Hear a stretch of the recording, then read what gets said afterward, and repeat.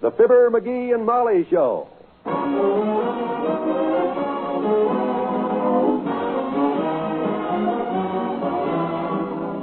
Every weekday at this time, NBC brings you Fibber McGee and Molly transcribed. The show is written by Phil Leslie and Ralph Goodman and directed by Max Hutto.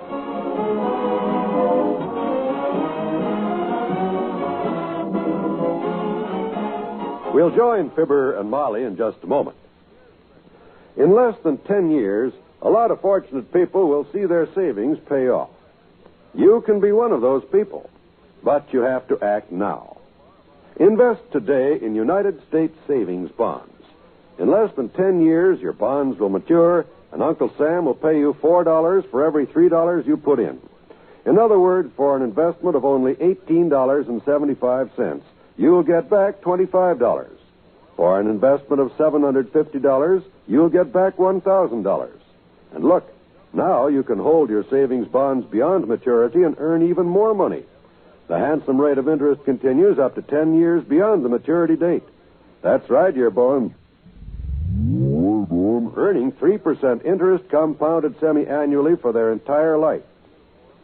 Investigate the payroll savings plan where you work, or the bond-a-month plan where you bank. You'll feel more secure tomorrow if you invest in United States savings bonds today.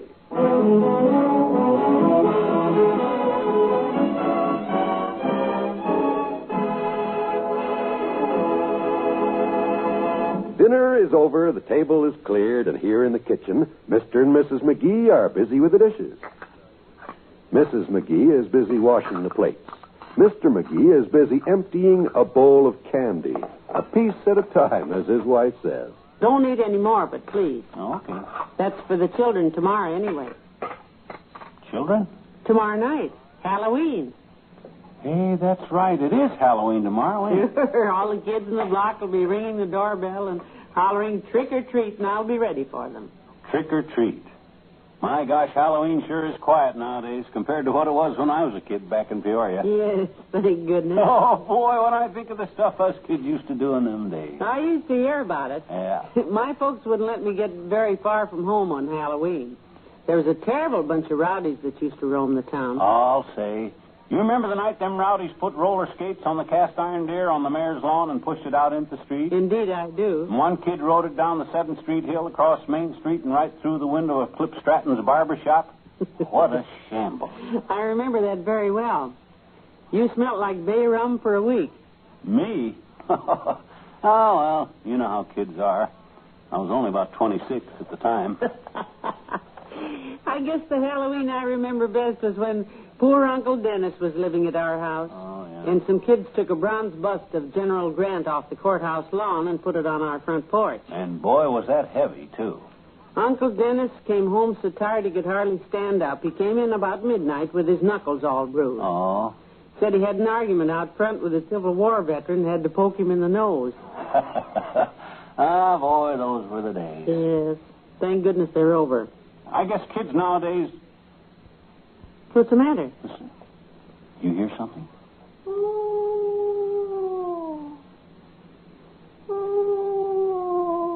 You hear that? On the back porch. McGee, that's Teeny. Oh. Her mother called and said she's coming over here to show us her Halloween costume. Yeah? Hey, look. Look out the door.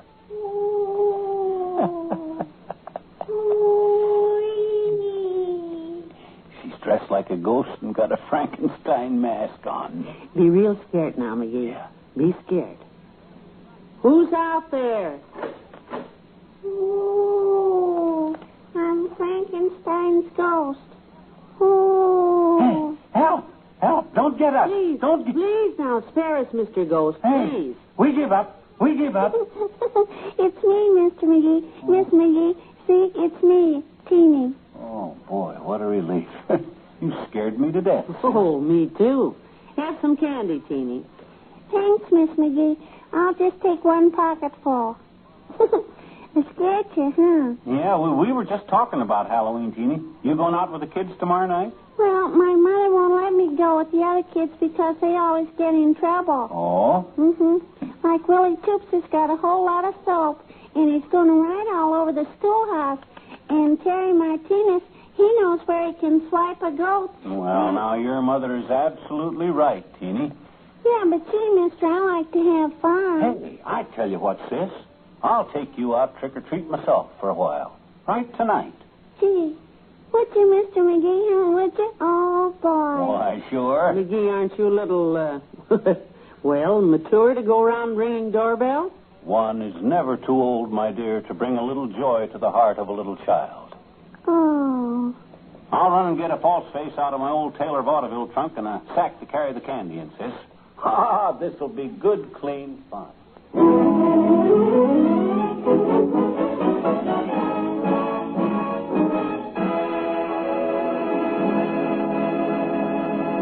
Back to Wistful Vista in a minute.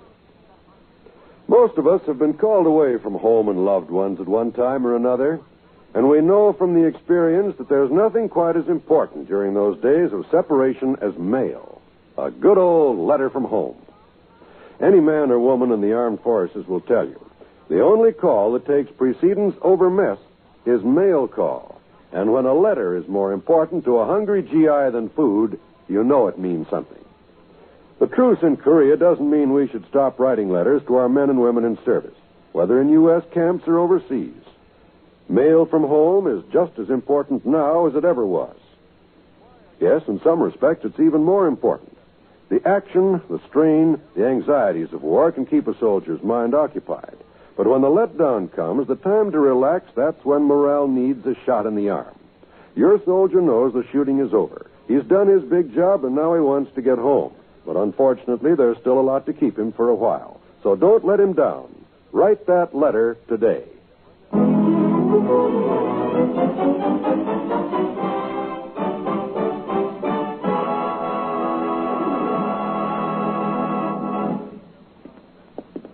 Gee, this is wonderful of you to take me, Mr. McGee. Boy, we'll have fun, I bet you. Well, we'll just ring some doorbells, trick-or-treat, holler, boo at people, stuff like that. No destructive stuff, of course. None of that. Oh, no. No, Mr. McGee. Why don't you go ring a doorbell right here? Okay. This is Mr. Howell's house. He'll give us some candy, I bet you, and then we'll go to every house on the block. Hey, can you open the gate for me, mister? You know how to open Mr. Howell's gate? Oh, sure. I'll wait out here, sis. You run on up and ring the doorbell.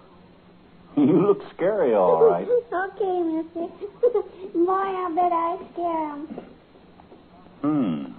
This gate ain't fastened onto the hinges very tight. Oh, boy. If I was Teeny J's, I'd have this thing off of here and up in that maple tree before...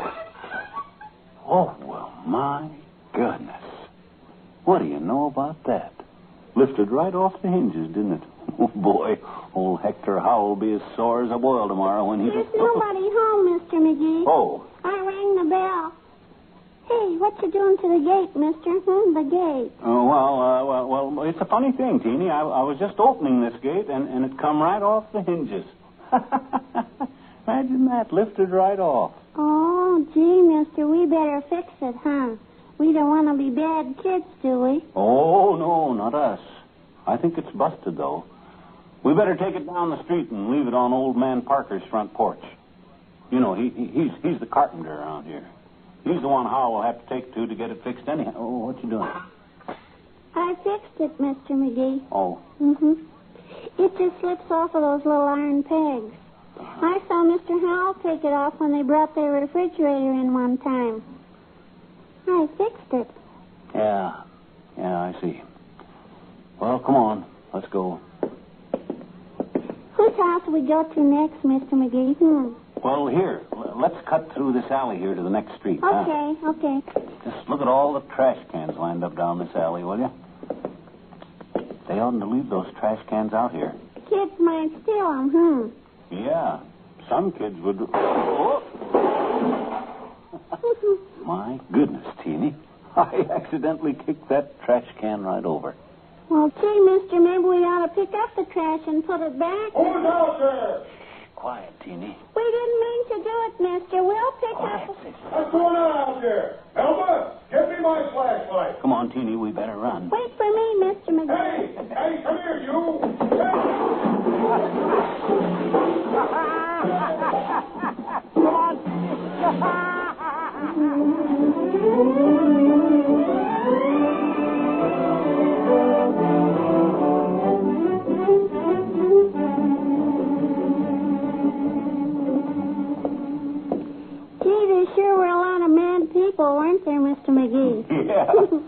didn't realize how clumsy I was, Teeny.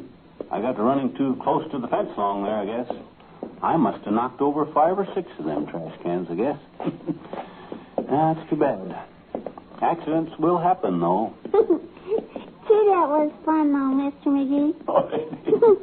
Hey, I'll go ring Miss Donahue's bell. She always gives me candy, I bet you. You want to come with me, No, I'll wait out here. This house next door, that's Toops' house, huh? Sure. I'm not from there, though, mister. Oh. I'm mad at Willie Toops today. Oh, well, it's pretty dark out here, but I see Mort leaves his car in the driveway. He shouldn't do that. No. Why don't you go tell him you ought to put it away, mister? Go tell him. Oh, no. He'll know it in the morning, sis. You go ahead and scare the people next door. Don't hurry. I'll amuse myself waiting here. Okay, mister. Boy, I'll scare Mrs. Dunhill and then I'll say, it's me, Teeny. And she'll say, come in, Teeny. Old Mort shouldn't ought to leave his car out like this. Boy, if I was Teeny's age, I'd take a piece of soap and ride all over the windshield. What did I do with that soap I had? Oh, here it is. I'd take this piece of soap and I'd write, Mort Toops is a stinker. Boy, wait till he comes out in the morning, he'll blow his top.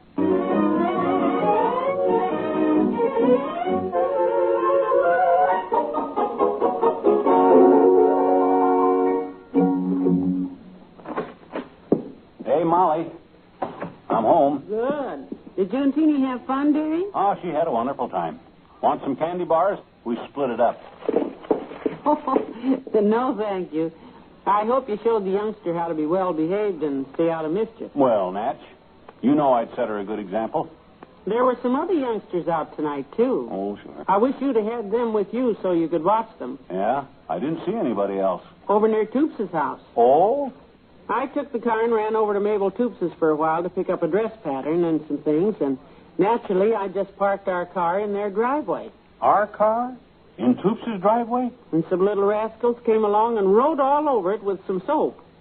It's just a mess. My gosh, the nasty little vandals. They must have thought it was Mort's car. It says Mort Toops is a stinker all over it. Isn't that terrible? I'll have it washed in the morning. Don't worry about it.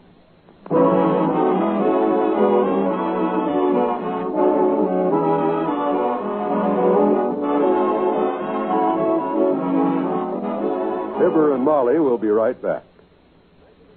With Halloween only a day away, the Trick-or-Treat Brigade is already on the prowl through the fall night. And after you've answered your doorbell a few times, you'll know that fall is here in its full glory. And for the sports-minded, fall is synonymous with college football. The cheering crowds, brightly colored mums, and the crisp air of a Saturday afternoon truly mean football. And if you can't be there in person, be sure to join us here by your radio as the NBC Radio Network again brings you the top football game of the week. From the kickoff to the final gun, you'll hear each and every play when you set your dial to NBC Radio these fall Saturdays. So make it your habit to tune to the top football game of the week on the NBC Radio Network tomorrow and every Saturday afternoon. Later Saturday evening, you'll want to hear NBC's Folk Festival of top Western entertainers. Listen for such fun-packed shows as Grand Ole Opry, the Eddie Arnold Show, and Pee Wee King Show. There's fun for everybody when you set your dial to this, your NBC station, every Saturday evening.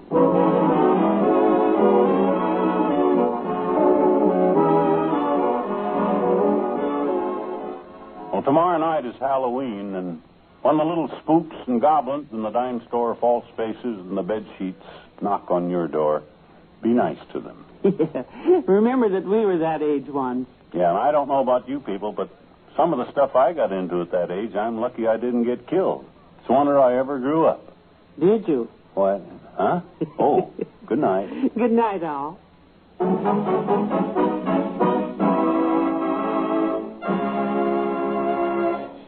NBC has brought you the Fibber McGee and Molly program transcribed. Be with us again Monday night for another visit with Fibber McGee and Molly.